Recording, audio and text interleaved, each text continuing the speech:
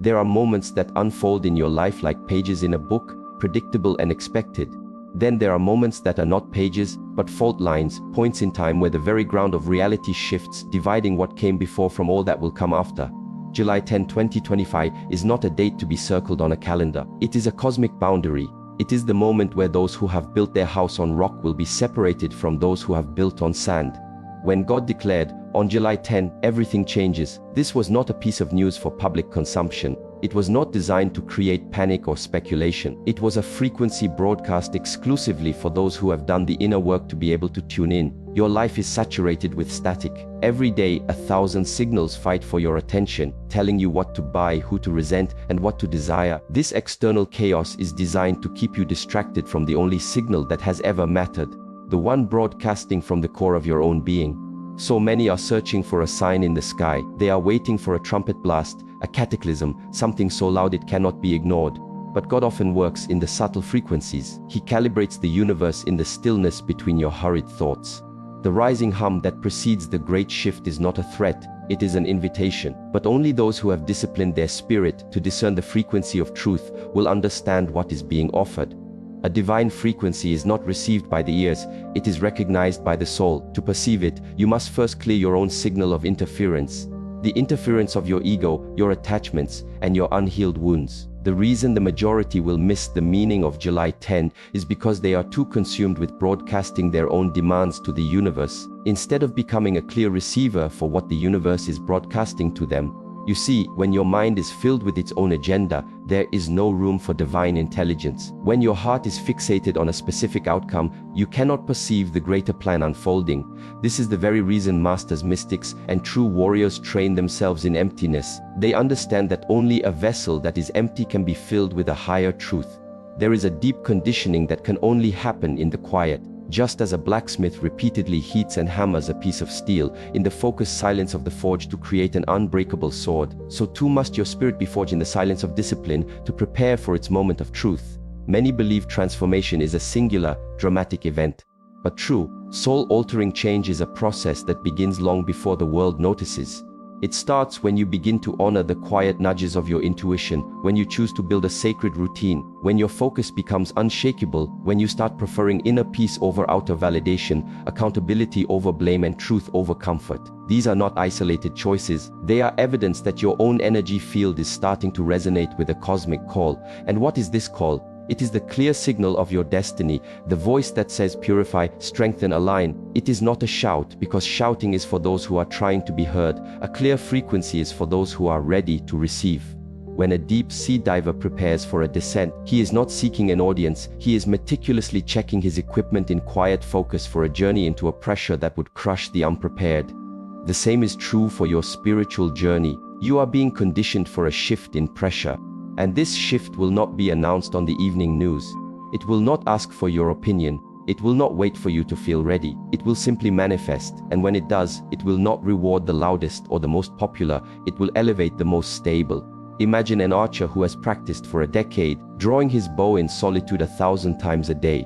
When he finally steps into the arena and hits the bullseye, the crowd calls it a gift. But they never saw the thousands of moments of silent dedication. The same is true for the spirit. When July 10 arrives, the world will be stunned why some people seem to move through the chaos with grace, power, and an unshakable calm, while others are thrown into a state of panic, anger, and despair. The reason is straightforward: those who had already tuned into the rising frequency were already living in harmony with the change. They didn't need an external event to force them to get serious, they were already serious. The world demands proof before it will believe. But the spiritual path is not about demanding, it is about becoming. If you are always demanding a sign, you will never become the sign yourself. God does not send you a signal for you to analyze it. He sends it so that you will embody it, so you will act, so you will shed the layers of who you are not, the false identities, the limiting beliefs, the heavy attachments. The rising frequency is an act of divine compassion. It is the chance to strengthen your inner structure before the external structures begin to tremble. You do not need the world to break to start building. You need only to feel the resonance in your own soul and act on it. This is why stillness is power, not because it is passive, but because it is the only state in which you can perceive the frequencies that matter. There are truths that only a centered spirit can download, and so you must train yourself not in how much you can accomplish, but in how deeply you can be present. You must ask, when chaos erupts around me, do I join it, or do I anchor myself in peace? When my old triggers surface, do I react on autopilot, or do I choose to breathe? When the masses are swept up in a new drama, do I get carried away, or do I stand firm in my own truth? Those who have tuned in understand that life is not about reacting, it is about responding from a place of deep, inner grounding. But you cannot respond with power if you have not first trained in stillness. So many people exist in a state of constant reaction. Their triggers are their masters, their anxieties are their guides, their past is their prison. And when the great shift intensifies, they will be overwhelmed. They will cry out, "Why did no one warn us?" But the truth is, the divine did send a signal. It was a clear frequency, and their own inner static was too loud for them to receive it.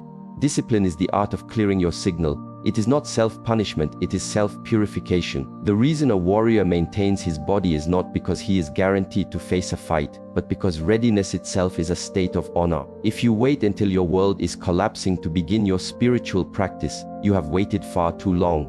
Your conditioning is happening right now in the first thought you choose upon waking, in the way you nourish your body, in the information you consume, in the integrity of your words. These are not minor details, they are the very code that programs your energetic reality. And when the frequency of the planet rises, only the structures built on a code of truth will be able to handle the upgrade. This rising frequency also brings a profound test of humility. Many believe they are prepared because they have accumulated spiritual information, but information without integration is just another form of ego. You may be able to quote the masters, but do you live by their principles? You may talk about high vibrations, but do you walk in kindness? The signal is not sent to your intellect, it is sent to your soul, and the soul can only receive what it is humble enough to integrate. You must abandon the addiction to being seen, the need to win arguments, the hunger for validation. All of these are low-frequency static, and they jam the divine signal. When July 10 arrives, all that is hidden will be amplified. But those who have trained in stillness will not be shocked, they will not be afraid. They will simply take a deeper breath and continue their work. Why? Because their stability is not dependent on external conditions but on internal connection. Their power does not come from knowing the future but from mastering the present. Their peace does not come from a lack of challenges but from the presence of a core connection to the divine. And this is what the signal has always pointed toward: connection. The divine does not call you to entertain you, it calls you to evolve you. But evolution demands that you release what is obsolete. Too many are praying for a new reality while clinging to their old programming. They want a breakthrough, but refuse to break their habits. You cannot ascend while holding on to the very things that create your density. The signal is an invitation to lighten your load, release the resentment, the judgment, the victimhood, the excuses. Only then can you be light enough to rise with the current. So perceive not with your mind, but with your entire being. See not with your eyes but with your inner knowing. Move not by what you see but by what you feel is true. If you feel this internal acceleration, this sense that time is speeding up, that a great unveiling is near, do not dismiss it, do not sedate it. Now anchor into your breath, commit to your practice, return to your truth. The rising frequency is not a phenomenon you observe, it is a reality you embody. And those who embody it will not be broken by the shift. They will become the architects of the new world, for they are already animated by the very energy that is arriving, the energy of the divine. True readiness does not start when the headlines announce a crisis, it starts when the soul perceives a shift, and what the distracted mind cannot register, the disciplined spirit has already felt. There is a vast difference between being pushed by life and being pulled by purpose. When a person is pushed, they are always a step behind reality, always trying to catch up, always seeking safety when the ground has already moved. But when a person is pulled by purpose, they are in rhythm with the unfolding. They may not have a map of the future, but they have a compass within, guiding them through intuition, through synchronicities, through a deep inner knowing. That feeling you have, that subtle but persistent sense that something is different, something fundamental is changing. That is not just your imagination, that is your inner compass calibrating. That is your soul saying, the time for practice is over, the time for application is here. What transpires on July 10, 2025 is not a random occurrence, it is a great audit. It is a point of convergence where all energies, choices and consequences come due. The world may see it as an abrupt event, but the wise know it is the culmination of a cycle. The laws of energy are precise and unwavering. Every choice you have made, every word you have spoken, every secret thought you have entertained has been a deposit into your energetic bank account. The universe has never been asleep. You may not have seen the accounts being settled, but the balance has always been recorded. And on sacred days, the books are closed, not as a punishment from God, but as a fulfillment of law. What you have practiced, you will perform. What you have built, you will inhabit. What you have become, you will project. Readiness is not a decision, it is an identity forged through habit. The ones who are spiritually sovereign on July 10 will not be the people who have a sudden epiphany that morning. They will be the ones who have walked the long, often lonely road of inner work, the ones who disciplined their mind when no one was there to applaud, who chose compassion when they were met with hostility, who guarded their inner light when the world offered the comfort of darkness. These are the souls who have been preparing, not because they were afraid of a date, but because they knew. They knew that when the energetic tide turns, you must already be anchored.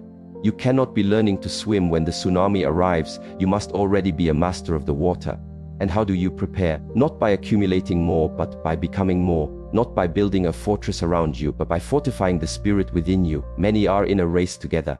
They chase money, followers, approval, pleasure. But what is the true substance of these things? When the core frequency of this reality elevates, what use are your trophies if your own soul is too heavy to rise?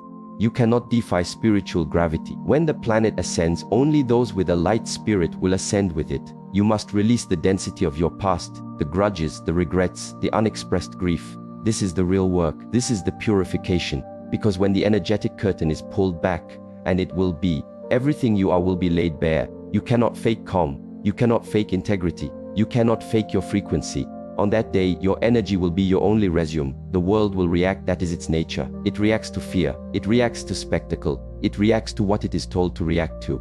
But the sovereign spirit does not react, it radiates. The sovereign spirit understands that cosmic timing is not governed by a clock, but by consciousness. When God said everything changes, He wasn't talking about your 5-year plan, He was talking about your soul's contract. There are chapters in your life you do not write, you are summoned to them. And this next chapter is not for the wishful thinker, it is for the spiritual athlete. It is not for the mind that hopes, it is for the soul that has trained. You must ask yourself, am I still negotiating with my own evolution? Am I still seeking permission to be powerful? Am I still arguing with the truth that my soul already knows? Because the season of debate is over, the season of demonstration is here. Preparation is unique to each soul. For some, it will be the final decision to choose silence over the noise of the world. For others, it will be the courage to finally heal a lifelong wound. For some, it is the discipline to sever ties with that which constantly compromises their energy. For others, it is the grace to forgive what their mind said was unforgivable. These are not minor adjustments, these are seismic shifts within. These are the actions that create an inner reality so stable that it does not crumble when the outer reality is shaken. And it will be shaken. Not to punish you, not to harm you, but to reveal you. Because all that has been suppressed must now come to light. And in that great revealing, you will witness two kinds of people: those who are shattered by what is revealed, and those who are liberated by it, because they have already been living in truth. When a seed is buried in the earth, it does not complain about the darkness. It uses the darkness to gather the strength to break through the soil. It doesn't fight its environment, it trusts the process, knowing that the light is its destiny. In the same way, your own preparation has been happening in the dark. Perhaps you couldn't articulate why you started to change. Maybe you lost your taste for meaningless distractions. Maybe you stepped away from drama and gossip. Maybe you began to crave solitude and silence. This is not a coincidence. This is your soul responding to the frequency shift. It is the deepest part of you getting ready for a journey that your logical mind cannot yet comprehend. That is perfect. Let your soul be the guide. Your mind will eventually catch up. Many will try to prepare at the 11th hour. They will binge watch spiritual videos, rush to meditate, scramble to appear peaceful. But you cannot cram for a soul exam. You cannot fast-track authenticity. You cannot download inner peace. These qualities are forged in the fires of daily life over time. And if you are already on this path, even if you feel imperfect and clumsy, know this: you are ahead of the curve. Keep building, keep purifying, because the high-frequency reality that is dawning cannot be sustained by a consciousness that resists its own growth. The shift is not concerned with the mask you wear for the world. It is only concerned with the truth of who you are. And that truth is either sovereign or it is in chains. The work of preparation is the act of breaking those chains. Every master sharpens their tools before the work begins, not from anxiety, but from respect for their craft. The spiritual warrior is always training, not because they seek conflict, but because inner peace is a product of inner strength. On July 10, the relationship between peace and strength will be tested. Those who have no inner strength will see their peace evaporate. Those who have no inner peace will see their strength turn to chaos. And so you must train now. Train your mind to be your servant, not your master. Train your heart to transmute fear into faith. Train your body to be a clear vessel for high energy.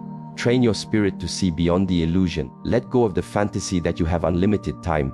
Time is a construct, but the present moment is an eternal gateway, and in that gateway, all transformation is possible. Your future is not waiting for your permission, it is waiting for your participation. You are not required to be perfect, you are required to be present. And from that presence, you must build the habits of power, build the boundaries of peace, build the rituals of connection. These are the girders of the inner temple that you will inhabit when the entire world is trembling. And what of those who dismiss the signal? What of those who laugh and say, "It's just another Tuesday"? They are the ones who will experience the greatest shock. Not because they were not loved or warned, but because they chose their own blindness.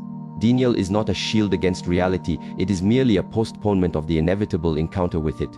And when truth arrives, it does not ask for an appointment, it simply is. If you have trained, you will recognize it as liberation. If you have not, you will experience it as a judgment. This is not a judgment from God. It is the natural consequence of your own choices. So prepare not with a feeling of dread, but with a sense of destiny. Prepare not because the world is ending, but because your true life is beginning. Prepare not for the approval of others, but for the expansion of your own soul.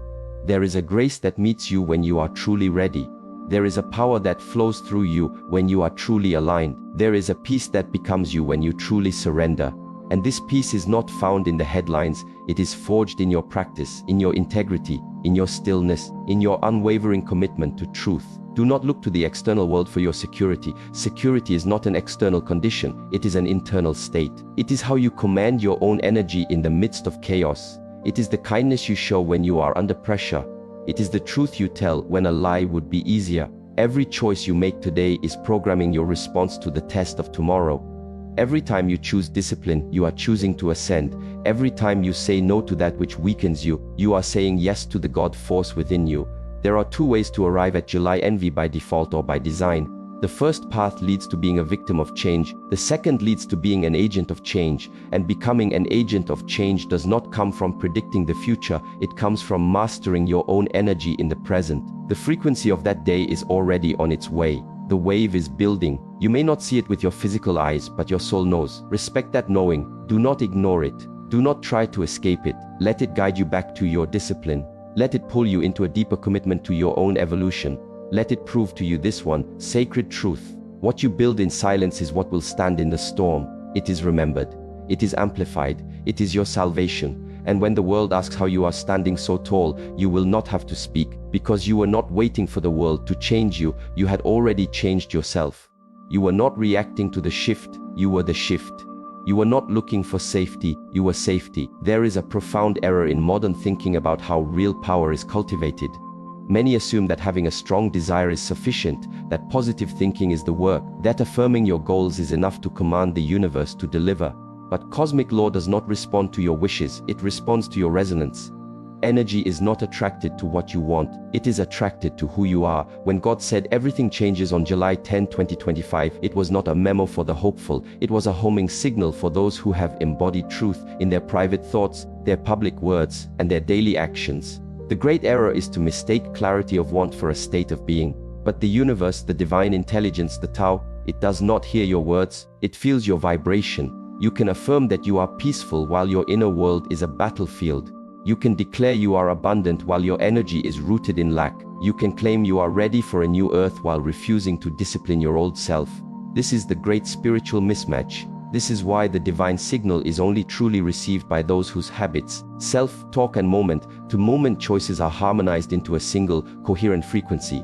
That frequency is not created by thinking about it, it is the natural byproduct of your alignment. Alignment is not a performance, it is not an attempt to look holy, it is not about the crystals you own or the incense you burn. True alignment is invisible to the eye, but is the loudest thing in the universe to God. You cannot negotiate with energy, you cannot lie to your own frequency. You either resonate with truth or you don't. And when that energetic gateway opens on July 10, 2025, it will not amplify what you hope to be, it will amplify what you have become. That is the ultimate spiritual law. Energy magnifies your being, not your desires. Your energetic signature is the only passport you will need. The integrity of your inner life will be the only currency that matters. This is why the preparation is not about learning more words, it is about becoming the word.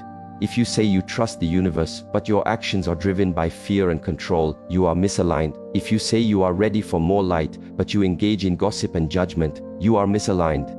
If you say you are a healer, but you have not healed yourself, you are misaligned. These are not minor inconsistencies, they are fractures in your energetic structure. And when the divine energy floods this realm, it searches for coherence. It flows through those who are whole. It empowers those who are honest. Not flawless, but relentlessly honest with themselves. The world rewards the performer, the strategist, the personality. But the divine promotes the pure, the aligned, the silently committed. There is a holy mathematics to this inner truth. The daily choices, tla consistent action to your real vibration. If your inner truth is, I surrender, but your choices are based on forcing outcomes and your actions are born of impatience, your vibration is one of struggle. If your inner truth is, I am worthy, but your choices involve self-sabotage and your actions seek external validation, your vibration is one of conflict.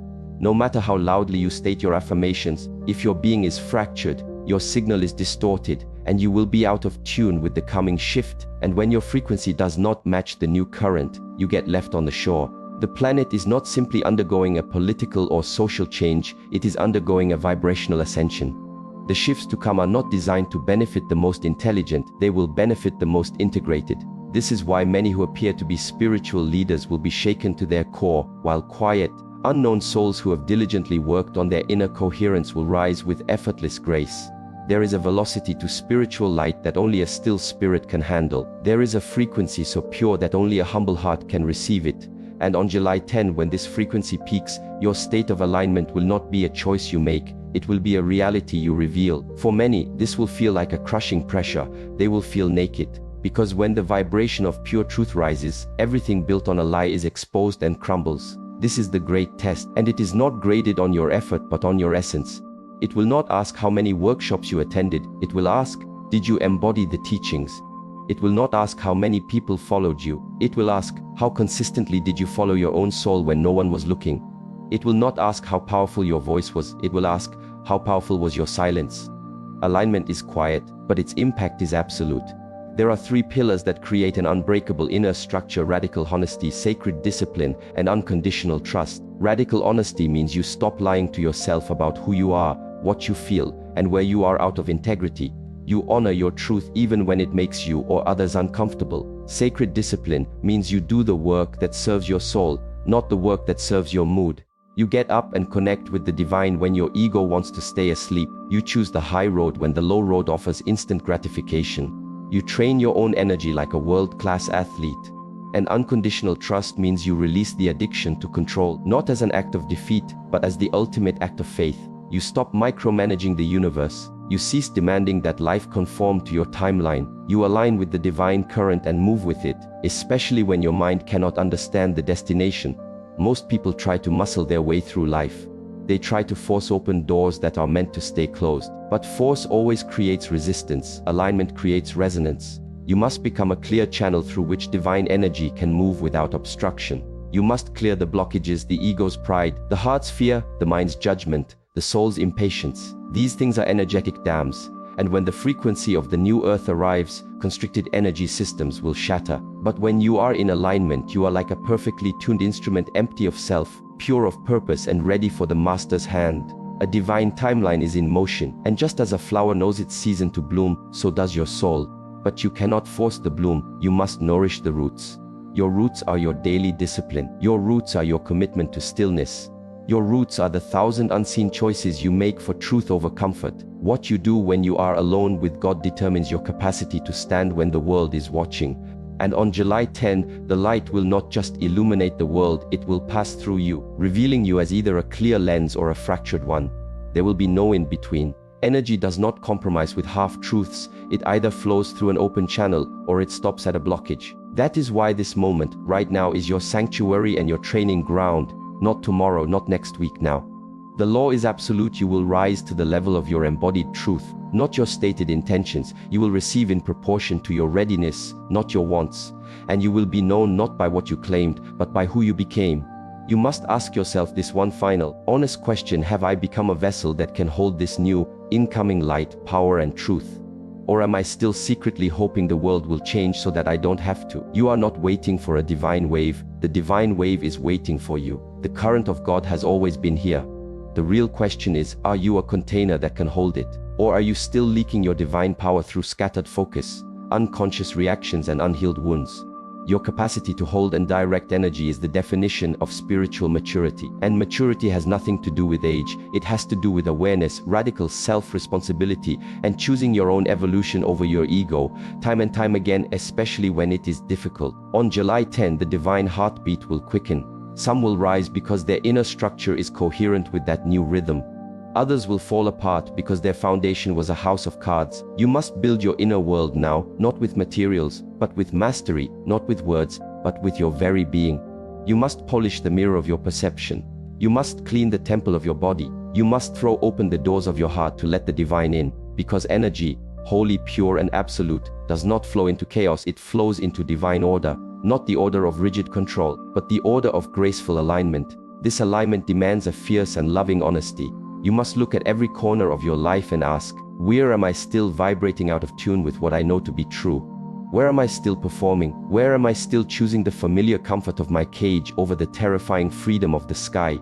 The answers may sting, but they are your path to liberation. You cannot transform what you are unwilling to see. You cannot harmonize with the truth you refuse to acknowledge.